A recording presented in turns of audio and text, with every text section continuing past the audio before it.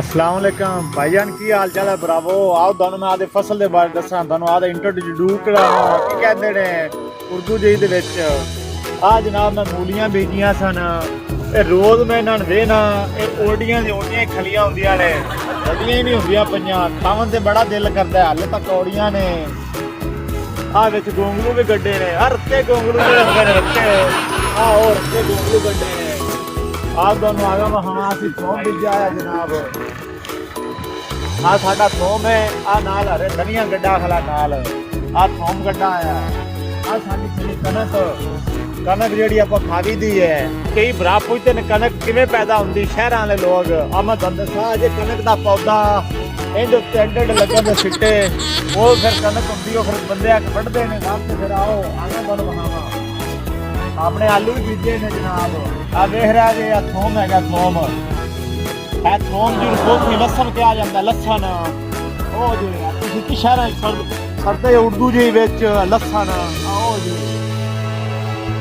आओ जनाब, तुहानूं मैं सारा दा पिंड विखावां। आ अपना गाजे, आ अपना गाजे जनाब। ते आओ अपना अमरूदां दा बाग है, तुहानूं अमरूद विखावां, फल खाण वाला। आ जाओ मेरे सारे भराओ, लस्सियां दे पीड़ू ते फुलकियां दे पाड़ू। आ साडे लगे खले जी आलू, आलू आ देख लो, आ विच आलू, आ नजर आ गया जे। आ आलूआं दा पौधा जे, आलूआं दा पौधा देख लो। आ सारे अपने आलू लग गए।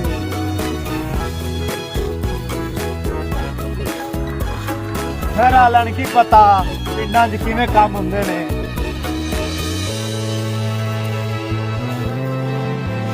आगे आ गए साढ़े पट्ठे, ये पहले साग भी रहा है, इनके पत्ते तोड़ते जो छोटे सन लोग साग पकाते सन, ते हुण असीं माल डंगों ने पाई देने। आओ जनाब तुहानूं मैं दस देना साग किवें बनदा है। जेड़ा कहंदे ने गंदलां वाला साग, आ जो गंदलां इन्हां नूं कहंदे गंदलां। आ छोटे छोटे पत्ते, आ ये साग बनता। ते गंदल वाला साग हो गया, ते पत्तियां वाला साग हो गया। आ पौधे दे नालों सारा कुछ टुटदा जे। अगे आओ तुहानूं फिर आला अमरूदां वाला बाग आई वहां।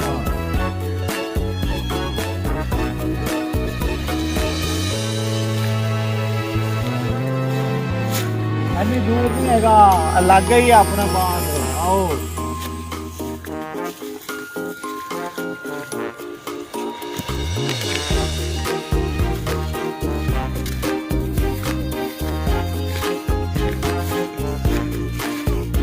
बस मन लगा के तो साढ़े नाल लगे हो जनाब।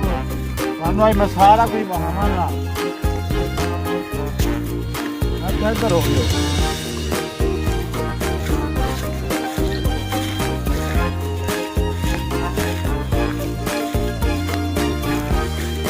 आ दोनों नजर आंदा पे होना सामने पौधे हरे हरे जे आंदे पे ने, वो अपना बाग है अमरूदां वाला।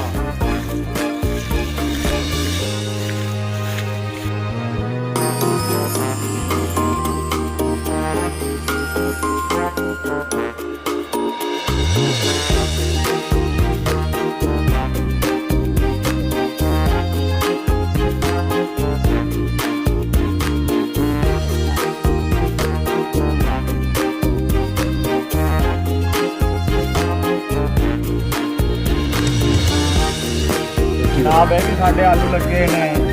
आसू जड़ियां वल्लां ने कोरा पिया सड़ गईयां ने, वल्लां कोरे दी वजह नाल सड़ जांदियां ने सारियां। ए जे आलू दा पौधा अगर इनू बाहर ट्रैक्टर से चलावांगे, ट्रैक्टर चलाने दे नाल सारी कष्टकारी होएगी, हवाम आएगी, आलू विचों फटेगी। मैं तुहानूं पट के विखा देना जनाब।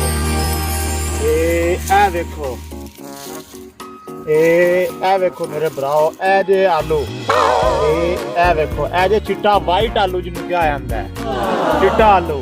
ये आपां लोग इत्थे पसंद नहीं करते, ते जेहड़े पठान ने वो खांदे चिट्टा आलू जो। आओ तुहानूं हुण आदे अमरूद विखावां लगे, हाले तक छोटे छोटे ने। तकरीबन 2 महीने बाद माशाअल्लाह अमरूद खाण वाले होंदे। इस माह रमजान दे विच अमरूदां दा रेट बड़ा होवेगा। आओ जी, ये अपना अमरूदां दा टोटल बाग है। ਇਹ ਤੁਸੀਂ ਦੇਖ ਸਕਦੇ ਜੇ ਆਪਣੇ ਅਮਰੂਦ ਲੱਗੇ ਜਨਾਬ। ਇਹ ਸਾਰਾ ਅਮਰੂਦਾਂ ਦਾ ਆਪਣਾ ਬਾਗ ਹੈ। ਚੈੱਕ ਕਰ ਲਓ, ਤਕਰੀਬਨ ਇਹ 3 ਕਿੱਲਿਆਂ 'ਚ ਆਪਣਾ ਬਾਗ ਹੈ। ਉਹ ਸਿਰੇ ਤੋਂ ਲੈ ਕੇ ਇੱਧਰ ਤੱਕ ਤੇ ਆ ਸਾਈਡਾਂ ਤੇ ਅਸੀਂ ਨਿੰਬੂਆਂ ਦੇ ਬੂਟੇ ਲਾਏ ਨੇ, ਨਿੰਬੂਆਂ ਦੇ। ਆ ਮੈਂ ਤੁਹਾਨੂੰ ਵਿਖਾਵਾਂ।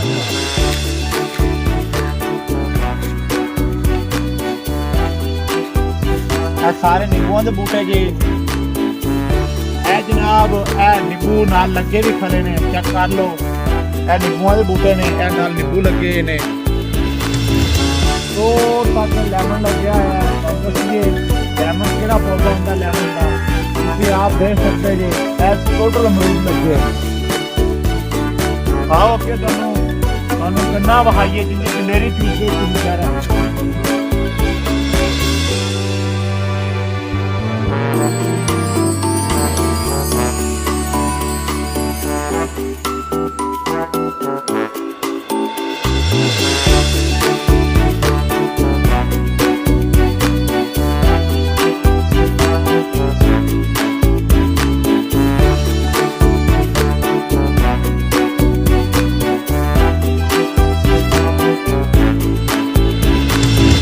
ਜਾਓ ਤੁਹਾਨੂੰ ਵਹਾਈਏ ਆ ਸਾਡਾ ਕਮਾਂਦ ਲੱਗਿਆ ਹੈ।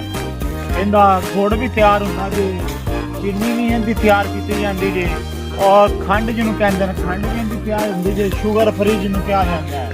ਇਹ ਸਾਡਾ ਕਮਾਂਦ ਹੈਗਾ ਜੀ ਜਨਾਬ। ਆਓ ਤੁਹਾਨੂੰ ਚੈੱਕ ਕਰਾਈਏ ਇਹਦਾ ਪੌਦਾ ਕੀ ਚੀਜ਼ ਹੁੰਦਾ ਹੈ, ਕਿੱਦਾਂ ਕਿੱਦਾਂ ਹੋ ਜਾਂਦਾ ਹੈ। ਆਓ ਤੁਹਾਨੂੰ ਇਹਦੇ ਦਰਸ਼ਨ ਕਰਾਈਏ।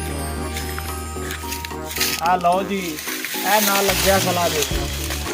ਤੁਸੀਂ ਚੈੱਕ ਕਰ ਸਕਦੇ ਜੀ।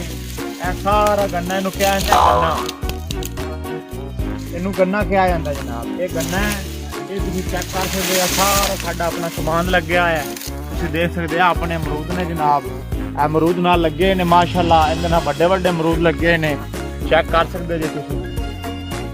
ਉਹ ਅੱਗੇ ਵੀ ਆਪਣਾ ਬਾਗ ਹੈ, ਲੇਕਿਨ ਉਹ ਹੁਣ ਨਵਾਂ ਲਾਇਆ ਹੈ। ਉਹ ਅੱਗੇ ਕਾਫੀ ਦੂਰ ਖਲਾ ਥੋੜਾ ਜਿਹਾ, ਉਹ ਨਵਾਂ ਲਾਇਆ ਹੈ, ਲੇਕਿਨ ਉਹ ਹਾਲੇ ਤਿਆਰ ਨਹੀਂ ਹੋਇਆ ਪੂਰੀ ਤਰੀਕੇ ਜਿਵੇਂ ਮਾਸ਼ਾਅੱਲਾ ਨਾ ਫਲ ਚ ਆਇਆ ਹੈ।